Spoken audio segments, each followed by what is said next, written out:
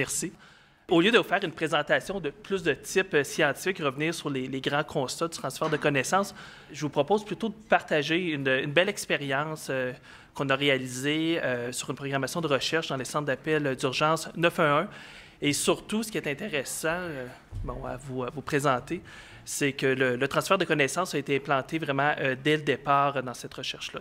Donc, d'où origine cette programmation de recherche-là? Ça provient d'une demande qui a été faite en 2004 par l'Association sectorielle paritaire du secteur des affaires municipales qui avait constaté dans leurs membres, dans le fond, les personnes qu'ils représentent, des problèmes, des lésions au niveau des TMS, des plaintes de certains préposés, tant de la partie syndicale que patronale, qui avaient constaté un certain problème chez les préposés et souhaitaient, dans le fond, voir si l'Institut pouvait offrir des solutions. Donc, cette demande-là a entraîné 3 projets de recherche qui ont eu des retombées, tant au niveau des organisations, des conditions de travail, au niveau de la formation des préposés, du développement d'outils sectoriels, et tout ça dans l'objectif final de réduire les TMS et les problèmes de santé psychologique. Donc, cette programmation de recherche, j'étais associé comme conseiller en transfert de connaissances à cette programmation de recherche-là, mais je veux vraiment retourner tout le crédit à l'équipe de recherche qui était sous la direction de mon ex-collègue Georges Toulouse, qui a dirigé ces 3 projets de recherche-là, auxquels il a associé plusieurs chercheurs. Il y a eu plusieurs collègues de différentes universités qui ont également participé à cette recherche-là. Vraiment une approche multidisciplinaire, tant au niveau de l'ergonomie que de la psychologie, de la psychodynamique du travail, ainsi que d'autres approches là, pour prendre des mesures physiques sur les préposés. La première étude était une étude de prévalence. C'était de voir quel était le problème. Avant d'investir dans une grande programmation de recherche, on voulait faire le constat. La première étude de prévalence a fait la lumière sur les troubles des préposés. 2 données importantes. 96 % des préposés aux appels d'urgence avaient souligné que dans leur dernière année, ils avaient eu des problèmes musculo-squelettiques, donc ils avaient rappelé des douleurs. Et 56 % d'entre eux avaient... dans le fond, les études avaient démontré qu'ils souffraient de détresse psychologique. 56 %, c'est 2 fois plus que la population en général, donc il y avait quelque chose de préoccupant à ce niveau-là. Georges et son équipe, par la suite, ont fait une deuxième étude pour expliquer d'où provenaient ces problèmes-là, essayer de comprendre quelle était l'origine. Donc, il y a eu des mesures physiques avec l'approche ergonomique, notamment avec l'introduction des postes assis-debout pour les préposés, dans le fond, pour faciliter leur travail. Également, il y a eu des analyses psychodynamiques pour voir quelle était la source, là, dans le fond, de la détresse chez les préposés. Et également, il y a eu des mesures au niveau physionomique pour mesurer le rythme cardiaque. Et l'étude a démontré, ce qui n'est pas normal, c'est que les préposés avaient une perte de variabilité cardiaque. Ce qui n'est pas normal. Là, notre cœur est supposé battre à différents rythmes. Chez les préposés, il y avait quelque chose de préoccupant, ce qui avait démontré, dans le fond, une forte mobilisation des préposés dès qu'ils arrivaient dans le centre d'appel. Et la troisième étude, dans le fond, a cherché à répondre à ce problème-là, qui était, dans le fond, la source du problème de la mobilisation des préposés, était que les préposés avaient de l'expérience. Ils savaient qu'à un moment ou l'autre, ils allaient avoir un appel qui était classé comme les types problématiques. Donc, les préposés sont formés, mais ils savent qu'à un moment ou l'autre, ils vont avoir un appel qui va être plus difficile à gérer. Et c'est ce qui amenait cette mobilisation-là. Et la troisième étude a cherché à établir quels étaient les types d'appels problématiques et surtout à chercher des solutions, à établir, dans le fond, des solutions pour bien y répondre. Donc, le projet de recherche a été accompagné par un comité de suivi qui s'est rencontré à 22 reprises. 22 reprises sur une période de 8 ans, ça représente plusieurs rencontres. C'est en général des rencontres d'une journée où le comité qui était à l'origine composé de l'APSAM, l'organisme demanderesse, ainsi que 5 centres d'appel représentant patronat et syndicats de chacun des centres qui étaient présents sur le comité, ainsi que l'équipe de recherche. La demande a été faite en 2004. Les travaux ont commencé, les premiers résultats ont sorti plus au niveau en 2006. Et tout au long, dans le fond, de la programmation de recherche, il s'est passé quelque chose dans le secteur, c'est qu'il y a eu une modification, une transformation du secteur, une organisation. Là, si je peux me permettre, il y a plein de nouveaux acteurs, des acteurs clés qui ont fait leur apparition. Et nous, en constatant, dans le fond, cette évolution-là, il y a eu une importance d'aller chercher ces acteurs-là et les inviter au comité de suivi. Donc, c'est ce qu'on a fait à partir de 2008-2009. Donc, on est allé chercher des acteurs importants, dont l'Agence municipale de financement et de développement des centres d'urgence 911. Également, le ministère a créé une équipe dédiée au 911. On est allé chercher également une association patronale, les centres de communication santé, les écoles de formation qui travaillent avec les intervenants 911, la police, les pompiers, donc les écoles nationales, mais également 2 cégeps qui offrent le programme d'une attestation collégiale pour préparer les futurs préposés dans les centres. Donc, lors de ces 22 rencontres-là, je vous dirais que les gens ont été très, très présents. Pour votre information, il y a seulement une personne qui a quitté le comité de suivi sur une période de 8 ans. C'était pour un départ à la retraite. Donc, ça a toujours été les mêmes personnes, vraiment un intérêt, une implication constante et une interaction avec les chercheurs. Les chercheurs ont pu diffuser les résultats, s'assurer qu'ils étaient compréhensibles, surtout qu'on répondait toujours aux besoins d'origine au niveau de la recherche, mais également, on a utilisé le comité de suivi pour alimenter l'équipe de chercheurs et m'alimenter également moi pour préparer les différentes stratégies de transfert de connaissances. C'est important pour nous de travailler avec les acteurs parce que c'est sûr que les chercheurs peuvent travailler au niveau du transfert de connaissances d'un point de vue plus scientifique, au niveau de la rédaction des articles, mais aller dans ce secteur-là qu'on ne maîtrise pas tous les enjeux, c'est important de les connaître, mais on a utilisé vraiment le comité de suivi pour nous alimenter à ce niveau-là. Je peux vous dire que ça a été très, très payant pour préparer des stratégies de transfert, tant au niveau du comité de suivi. C'est important, les gens suivent cette recherche-là, il faut les alimenter, mais également de sortir du comité et d'aller vraiment dans le secteur des centres d'appel 911, également aller travailler au niveau des autres acteurs concernés. Un des résultats de l'étude démontrait qu'un des problèmes de la détresse psychologique des préposés était qu'ils sentaient qu'il n'y avait aucune reconnaissance des autres intervenants. Il faut comprendre qu'un préposé au centre d'appel va prendre l'appel d'urgence, mais c'est également cette personne-là qui va gérer, qui va coordonner l'intervention avec les différents intervenants. Quand il y avait, par exemple, un débriefing dans certaines villes, il invitait les policiers, les pompiers, les ambulanciers, mais très rarement les préposés.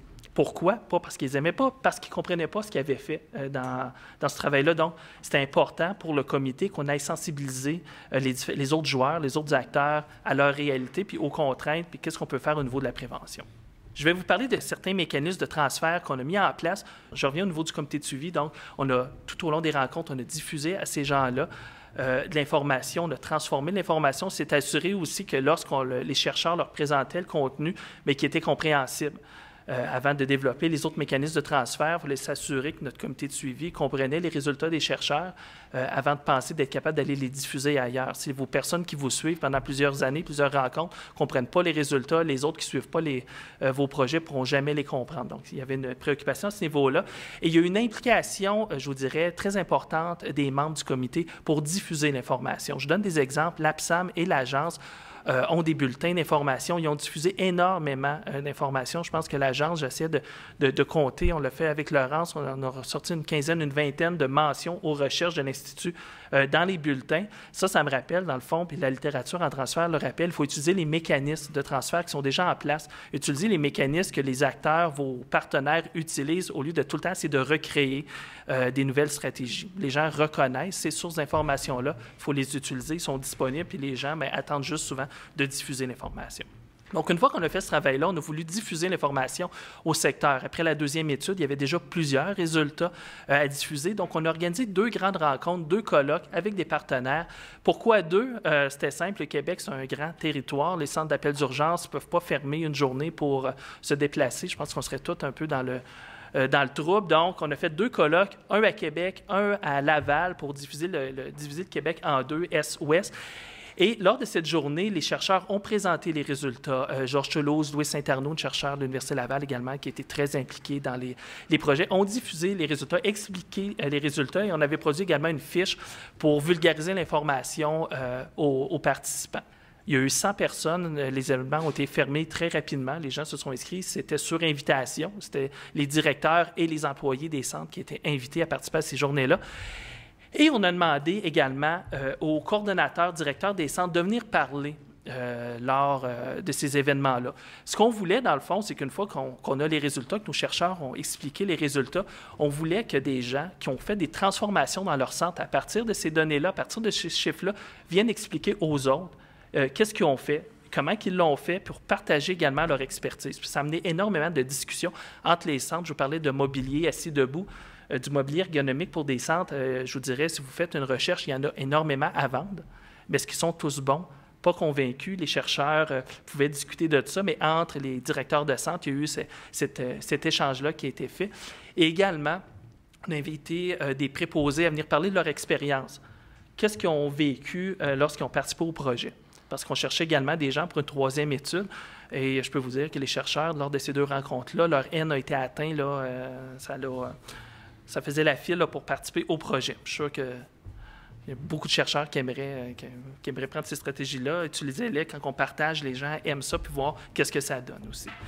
Et on a filmé les vidéos et on les a rendues disponibles parce qu'il y a des centres qui n'ont pas pu se déplacer. Je pense à des centres dans le nord du Québec qui ne peuvent pas se déplacer pour une conférence d'une demi-journée. Donc, on a rendu disponibles ces vidéos-là pour qu'ils puissent les écouter. On a eu un autre mécanisme de transfert qui a été fort populaire. C'était un film qu'on a fait. Il existe en 3 versions, une très courte de 2 minutes, une version de 17 minutes, une version de près d'une demi-heure qui a été financée par différents partenaires. Ce qu'on voulait, à la deuxième étude, comme je vous disais, un des problèmes que Georges et son équipe ont démontré, c'est qu'il y avait un problème au niveau de la reconnaissance. Pensez, là, si je vous demande qu'est-ce que ça fait un préposé aux appels d'urgence, je ne suis pas convaincu que vous êtes capable de tout me dire ce que ça fait. Ce n'est pas juste quelqu'un qui répond au téléphone puis qui relaie l'appel aux policiers. Ça fait beaucoup plus que ça. Ils ont vraiment une expertise. C'est un travail qui est complexe, qui est compliqué, puis qui est vraiment méconnu, d'où notre titre. Ce qu'on a fait, c'est qu'on a voulu travailler avec le secteur. Il fallait expliquer le métier. On voulait expliquer aux policiers, aux pompiers, aux élus municipaux les problèmes, mais également le métier. Donc, on a travaillé avec un comité de travail qui nous a aidés à identifier, dans le fond, les bons messages à passer, valider le canevas, le scénario, puis surtout nous aider à ouvrir des terrains pour aller filmer. Et là, c'est un rêve de n'importe quel petit gars, là, quand on peut avoir une caserne de pompiers pour un après-midi, puis qu'on peut filmer des camions, puis aller les voir, puis avoir un véhicule de police qui simule des interventions d'urgence, puis 2-3 véhicules qu'on met un par-dessus l'autre pour montrer qu'il y avait un accident. Donc, la vidéo, c'est une vidéo qui explique le travail réel des préposés. Dans le fond, on part d'appels qui sont simulés. Quel est le rôle du préposé tout au long de la chaîne d'urgence? Dès le départ, dès la prise de l'appel, dès la cueillette de l'information, lorsqu'ils doivent compiler l'information, remplir les fiches d'appel, relayer l'information aux policiers, aux pompiers, et tout ça est illustré également à travers les différentes contraintes physiques et psychologiques auxquelles ils doivent faire face. Également, on explique dans la vidéo les solutions qui sont disponibles pour réduire ces contraintes-là. Ce qui est vraiment intéressant dans la vidéo, je vous invite à l'écouter si vous ne l'avez pas vu, c'est qu'on a laissé vraiment la parole au témoignage. Ce n'est pas les chercheurs qui expliquent les résultats, c'est les préposés, c'est les directeurs des centres qui expliquent les concepts les plus compliqués à comprendre. Dans le fond, les explications notamment au niveau de la variabilité cardiaque, qui est un principe qui n'est pas si simple à comprendre, c'est les préposés, c'est les gens qui les expliquent. Et je vous dirais que c'est intéressant parce qu'ils trouvent une autre façon d'expliquer les résultats autres que les chercheurs, et ça parle au milieu. C'est très parlant, le vidéo. Et les chercheurs, dans le fond, bien, sont présents. Vous voyez Georges, il y a Louise Saint-Arnaud également, que vous avez peut-être vu, reconnu, vont amener des compléments d'information ou ouvrir vers d'autres sujets. Donc, la vidéo, nous, on avait prévu le filmer, le mettre sur le site de l'Institut. Ça se termine là, mais on pensait qu'il y aurait une vie. Et là, ça a pris une ampleur qu'on avait, peu prévue, puis des belles retombées. Donc, l'agence Lapsam ont financé la distribution, la production, le financement de 150 DVD qui ont été envoyés dans chacun des centres. Il y a eu plus de 7000 visionnements sur le site de l'Institut, 21 500 sur YouTube, 18 diffusions au Canal Savoir et une diffusion en France chez une chaîne de télévision qui est partenaire au Canal Savoir qui avait demandé pour le diffuser en France. Et ça a été présenté dans des colloques 911, des colloques destinés aux services de police et des colloques d'élus municipaux, tant au Québec qu'également en France, également une des villes qui a participé, a amené le vidéo parce qu'on était fiers comme partenaire. Ils l'ont présenté dans un colloque d'élus en Europe. J'attire votre attention aussi sur le YouTube. Il nous a échappé quelque chose quand on l'a mis en ligne, le vidéo. Il y a une préposée qui avait une chaîne, je pense comme ça qu'on dit, une chaîne YouTube de diffusion d'informations, qui avait vu le vidéo et qui l'a mis sur sa propre chaîne. Là, on s'est posé la question, qu'est-ce qu'on fait? On demande-tu de le retirer pour que ce soit seulement sur le site de l'Institut? On le laisse sur la chaîne de la préposée. On s'est rendu compte rapidement que ce qu'on voulait, dans le fond, c'était diffuser l'information. Puis cette personne-là, sur sa chaîne YouTube, elle avait également un blog. C'est une préposée qui est très motivée à faire connaître son secteur. Et il y avait eu tellement d'écoutes que c'était gênant de demander de le retirer. Et ça a amené une discussion sur sa chaîne. Des gens ont fait des commentaires, ça se répondait. Puis on s'est dit, non, notre objectif, c'était de diffuser l'information. On voulait que ça se rende, on voulait que les gens l'écoutent. Et je pense que c'était plus gagnant de le faire à ce niveau-là. Et là, au niveau des retombées, ça nous a également surpris. La vidéo est utilisée maintenant pour faire la promotion du métier, mais également pour l'embauche au niveau des préposés dans les différentes villes. Dans les services de police, il y a eu des présentations aux états-majors. C'est utilisé pour la formation aux policiers. Puis là, je me permets une petite parenthèse qui m'a rendu très heureux il y a quelques semaines. J'étais avec un chercheur pour ancrer un nouveau projet de recherche dans les services policiers qui n'a rien à voir avec les centres d'appel et les recherches là, de Georges. Et c'est le chef de police de la ville qui a demandé aux chercheurs, il dit, nous, on va embarquer, mais une seule condition, c'est que vous considérez les préposés aussi. Nos préposés au centre d'appel qui sont dans nos services de police, parce que ces gens-là, les recherches de l'Institut ont fait reconnaître l'importance d'investir et de poursuivre la prévention dans leur métier. Donc, c'est une belle retombée. Puis je peux vous dire que le chercheur, Georges, était très fier là, de cette réussite. Puis je pense que quand on parle de prévention, c'est important de le poursuivre à ce niveau-là. Il y a également au niveau des services des incendies, au niveau des administrations municipales, donc des présentations dans les départements de ressources humaines et services médicaux. Également pour faire la promotion, par exemple, mettre en place des mesures pour la prévention. Je reviendrai un petit peu plus tard. Au niveau des cégeps, la vidéo maintenant est utilisée dans l'attestation collégiale comme outil de formation. Puis il y a également l'École nationale de police qui a mis le vidéo sur sa plateforme de formation continue chez les futurs policiers. Il était sur le comité de suivi, puis c'était le fun. On a travaillé avec le département qui s'occupe, dans le fond, de développer les formations aux policiers, donc qui était sur le comité, puis ça a donné cette retombée-là. On a également fait, pour diffuser l'information, il y a eu plusieurs productions des vidéos. On a filmé beaucoup d'autres choses, fait des articles de vulgarisation. Donc, on a créé une page, un lieu pour ramener toute l'information à la même place. C'est plus facile, là, par exemple, un directeur ou un partenaire de ce secteur-là de se retrouver à partir d'un seul endroit. Et nos partenaires, on va demander de diffuser justement le lien. Et ça va être plus facile que de faire des recherches. Et tout est en lien avec les projets, les articles, mais que ça suit également une chaîne logique. Donc, c'est important aussi de diffuser, mais également de soutenir le changement. Qu'est-ce qu'on peut faire aussi pour s'assurer que les gens vont utiliser les connaissances? C'est pour ça que je vous parle de l'appropriation des connaissances. Quand on fait du transfert de connaissances, c'est bien de faire connaître qu'on a fait des recherches, là, faire un bout là, de communication, mais ce qu'on vise aussi, c'est des changements dans l'utilisation de ces connaissances-là pour que ça ait des retombées concrètes. On a organisé un atelier de type délibératif avec une cinquantaine de représentants des centres pour réfléchir avec eux qu'est-ce qu'on fait après la troisième étude. C'était la dernière étude qui était financée par l'Institut. Notre chercheur, de toute façon, quittait à la retraite. Et on ne voulait pas laisser tomber ce secteur-là. Et il y avait également un intérêt du secteur de continuer de faire des choses. La troisième étude a démontré que c'est important de développer des formations sur les appels difficiles. Et là, il y a un constat qui a été fait lors de ces rencontres-là, c'est que ça donne quoi aux 30 centres de développer chacun de leur côté des formations sur ces appels-là? Ça donne quoi que 5 villes travaillent sur un sujet puis que tout le monde investisse du temps, de l'énergie, de l'argent dans des formations, alors que le secteur pourrait collaborer, se mettre ensemble puis travailler ensemble. Et là, ça nous a donné l'idée, avec d'autres partenaires, avec l'Institut, l'APSAM, l'Agence, le ministère de la Sécurité publique, l'Association des centres d'appel d'urgence et 15 autres centres d'appel, de créer un comité de formation sur la gestion des appels difficiles. Ce comité-là, je vous l'explique, est sous la coordination du ministère de la Sécurité publique, chapeaute un groupe de formateurs. Ces formateurs-là travaillent à partir des thèmes qui ont été identifiés par la recherche et les villes lèvent la main pour travailler sur un sujet. Par exemple, la première ville qui a fait un thème a décidé de travailler sur les citoyens menaçant de se suicider. Il faut comprendre que ce n'est pas une ligne d'appel, le 911. Ce n'est pas de la thérapie quand on appelle le 911. Il y a des gens, il faut que tu envoies la police. Donc, il y avait un problème éthique chez les préposés. Qu'est-ce que je fais? La personne veut me parler, mais moi, je sais qu'il faut que la police arrive et rentre chez eux. Donc, vous comprenez un peu au niveau de la pression psychologique des préposés. Donc, La Ville développe son contenu, le présente au groupe de formateurs qui, eux, vont chercher l'aval par la suite au comité coordonnateur pour s'assurer que tout est conforme et qu'il n'y a pas de problème. Par la suite, une fois que toutes les autorisations sont données, la Ville va former en 2 formations les formateurs des 30 centres d'appel.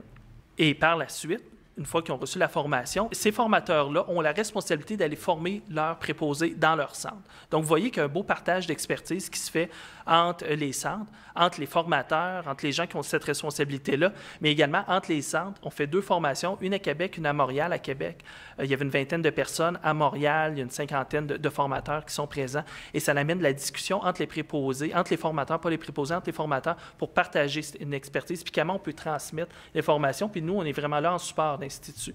Et je vous dirais, c'est une belle réussite du secteur. Les retombées pour le secteur, à part les retombées scientifiques, il y a une 40aine de publications scientifiques qui ont été faites par l'équipe de recherche.